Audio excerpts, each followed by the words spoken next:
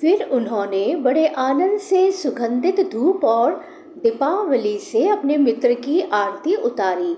इस प्रकार पूजा करके पान एवं गाय देकर मधुर वचनों से भले पधारे ऐसा कहकर उनका स्वागत किया।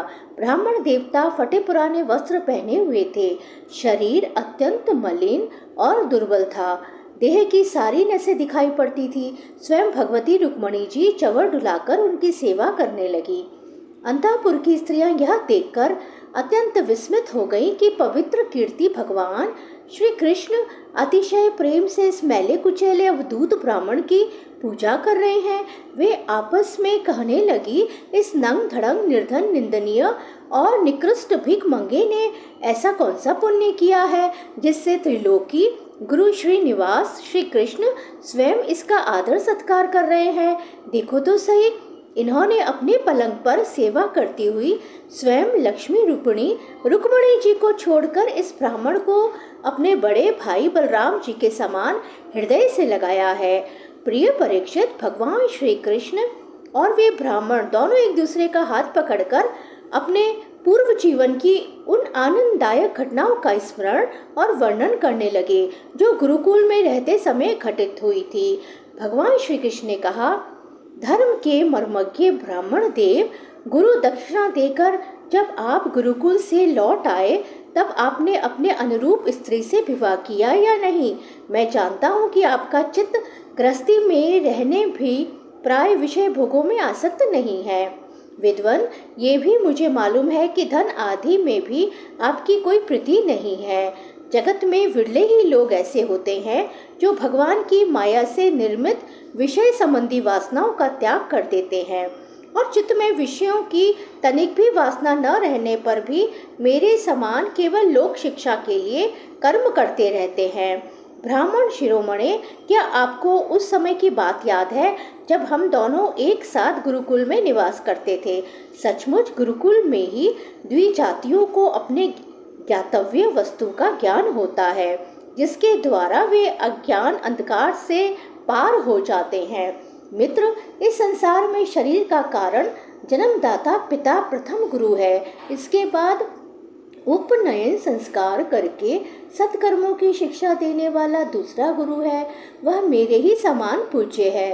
तदंतर ज्ञानोपदेश करके परमात्मा को प्राप्त कराने वाला गुरु तो मेरा स्वरूप ही है। वर्णाश्रमियों के ये 3 गुरु होते हैं।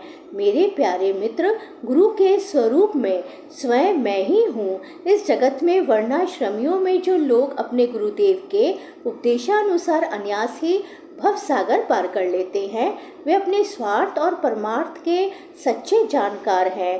प्रिय मित्र, मैं सबका आत्मा हूँ, सबके हृदय में अंतर्यामी रूप से विराजमान हूँ। मैं गृहस्थ के धर्म पंच महायज्ञ आदि से, ब्रह्मचारी के धर्म उपनयन वेदाध्ययन आदि से, वानप्रस्थी के धर्म तपस्या से और सब और से उपरत हो जाना, इस सन्यासी के धर्म से भी उतना संतुष्ट नहीं होता जितना गुरुदेव की सेवा शुश्रूषा से संतुष्ट होता हूँ। ब्राह्मण, जिस समय हम लोग गुरुकुल में निवास कर रहे थे उस समय की वह बात आपको याद है क्या, जब हम दोनों को एक दिन हमारी गुरु पत्नी ने ईंधन लाने के लिए जंगल में भेजा था। उस समय हम लोग एक घोर जंगल में गए हुए थे और बिना ऋतु के ही बड़ा भयंकर आंधी पानी आ गया था। आकाश में बिजली कड़कने लगी थी। तब तक सूर्यास्त हो गया। चारों ओर अंधेरा ही अंधेरा फैल गया। धरती पर इस प्रकार पानी ही पानी हो गया कि कहाँ खड्डा है कहाँ किनारा, इसका पता ही न चलता था। वह वर्षा क्या थी, एक छोटा मोटा प्रलय ही था। आंधी के झटकों और वर्षा की बौछारों से हम लोगों को बड़ी पीड़ा हुई। दिशा का ज्ञान न रहा। हम लोग अत्यंत आतुर हो गए और एक दूसरे का हाथ पकड़कर जंगल में इधर उधर भटक रहे थे। जब हमारे गुरुदेव सांदीपनि मुनि को इस बात का पता चला तब वे सूर्योदय होने पर अपने शिष्य हम लोगों को ढूंढते हुए जंगल में पहुंचे और उन्होंने देखा कि हम अत्यंत आतुर हो रहे हैं। वे कहने लगे, आश्चर्य है पुत्रों, तुम लोगों ने हमारे लिए अत्यंत कष्ट उठाया। सभी प्राणियों को अपना शरीर सबसे अधिक प्रिय होता है, परंतु तुम दोनों उसकी भी परवाह न करके हमारी सेवा में ही संलग्न रहे। गुरु के ऋण से मुक्त होने के लिए सत्य शिष्यों का इतना ही कर्तव्य है कि वे विशुद्ध भाव से अपना सब कुछ और शरीर भी गुरुदेव की सेवा में समर्पित कर दें। द्विज शिरोमणियों, मैं तुम लोगों से अत्यंत प्रसन्न हूँ। तुम्हारे सारे मनोरथ, सारी अभिलाषाएं पूर्ण हो और तुम लोगों ने हमसे जो वेदाध्ययन किया है वह तुम्हें सर्वदा कंठस्थ रहे तथा इस लोक एवं परलोक में कहीं भी निष्फल न हो। प्रिय मित्र, जिस समय हम लोग गुरुकुल में निवास कर रहे थे, हमारे जीवन में ऐसी ऐसी अनेक घटनाएं घटित हुई। इसमें संदेह नहीं कि गुरुदेव की कृपा से ही मनुष्य शांति का अधिकारी होता है और पूर्णता को प्राप्त करता है।